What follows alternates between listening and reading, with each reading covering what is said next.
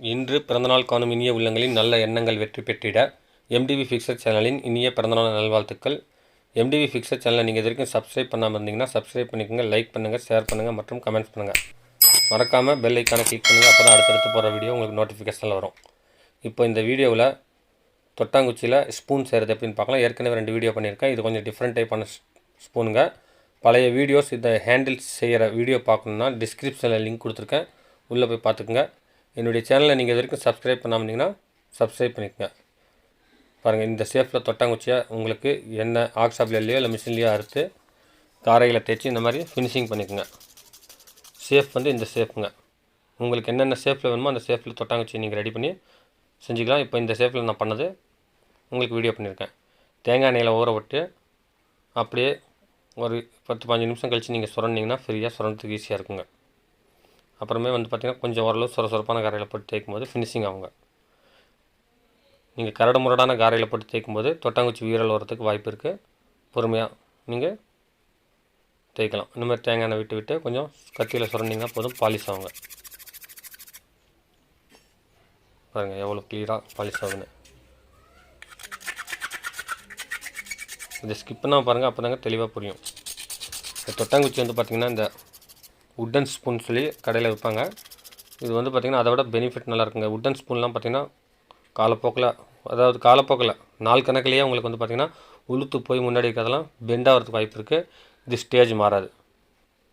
ஏற்கனவே இந்த கடைசல் பலகை செய்கிறது அப்படின்னு கூட வீடியோ பண்ணியிருக்கேன். அதையும் நீங்கள் வந்து பார்த்திங்கன்னா டிஸ்கிரிப்ஷனில் லிங்க் கொடுத்துருக்கேன், அதை போய் பாருங்கள். இந்த மாதிரி ஒரு சைடு பல் கம்மியாகவும் ஒரு சைடு மொத்தமாகவும் அப்படியே டேப்பராக நீங்கள் இந்த மாதிரி இந்த குச்சி வந்து ஹேண்டில் ரெடி பண்ணிக்கோங்க. குச்சி ஹெவியாக இருக்கிற அளவுக்கு கிளறதுக்கு நல்லாயிருக்கும். இந்த வீடியோவை பற்றி நான் சொல்லணும்னு இல்லை, நீங்கள் பார்வையில் ஸ்கிப் பண்ணாமல் பார்த்தீங்கனாலே புரிஞ்சிக்கிற அளவுக்கு தான் நீட்டாக செஞ்சுருக்கேன். ஒரு சைடு வந்து பார்த்திங்கன்னா கைப்பிடி பெறலாத இருக்கிறதுக்கு மட்டம் தட்டிட்டேன். இந்த கொட்டாங்குச்சி அங்கே உட்கார அளவுக்கு டேப்பர் பண்ணி சும்மா ஒரு சொட்டு ஃபெவிக்விக் விட்டு நீங்கள் ஒட்டிக்கிட்டு அப்புறமா ஹோல்ஸ் பண்ணுங்கள். 3 ஹோல்ஸ் சின்னதாக ஹோல்ஸ் பண்ணதுக்கப்புறம் சென்ட்ரல் ஹோல்ஸில் வந்து பார்த்திங்கன்னா கொஞ்சம் ஸ்க்ரூ போட்டுக்குங்க. மற்ற 2 ஹோல்ஸ்லேயும் வந்து பார்த்திங்கன்னா நச்சாணி அடித்து பேக் சைடு வந்து தேவையான அளவு போக மிச்சத்தை வளைச்சி உடச்சிடுங்க.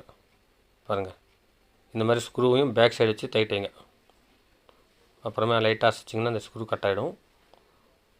இப்போது நச்சாணி பாருங்கள், இந்த மாதிரி வளைச்சி விட்டு லைட்டாக கட் பண்ணிவிட்டு அப்படியே தட்டி விட்டுக்குங்க.